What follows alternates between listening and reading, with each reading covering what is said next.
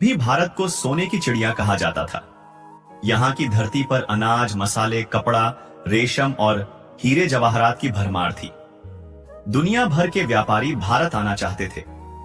इन्हीं में से कुछ थे अंग्रेज, जो केवल व्यापार के बहाने भारत आए थे। 1600 ईस्वी में ईस्ट इंडिया कंपनी बनी। शुरुआत में उन्होंने कहा, हम सिर्फ व्यापार करेंगे, लेकिन धीरे धीरे उनकी नजर इस देश की दौलत और सत्ता पर टिक गई। उस समय भारत कई छोटे छोटे राज्यों में बंटा था। कोई पंजाब का राजा, कोई बंगाल का नवाब, कोई दिल्ली का बादशाह, और सबकी अपनी अपनी दुश्मनी। अंग्रेजों ने यही कमजोरी पकड़ी। उन्होंने फूट डालो और राज करो की नीति अपनाई।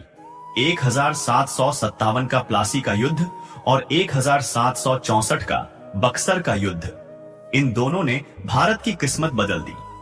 अंग्रेजों ने बंगाल पर कब्जा कर लिया और वहीं से शुरू हुआ उनका साम्राज्य। धीरे धीरे उन्होंने नवाबों और बादशाहों को कमजोर किया, कुछ को पैसों से खरीदा और भारत की संपत्ति लूटकर इंग्लैंड भेजी।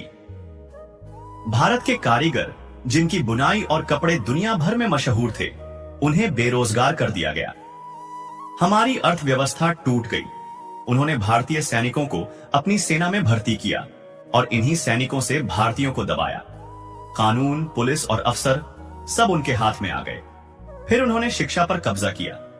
अंग्रेजी पढ़ाई शुरू की ताकि भारतीय सिर्फ उनके नौकर बनकर रह जाए। हमारी सोच और संस्कृति तक पर असर डाला गया।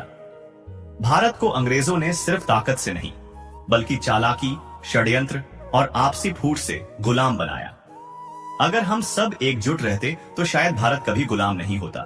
लेकिन इतिहास गवाह है, गुलामी कितनी भी बड़ी क्यों न हो, आजादी की लौ कभी बुझती नहीं।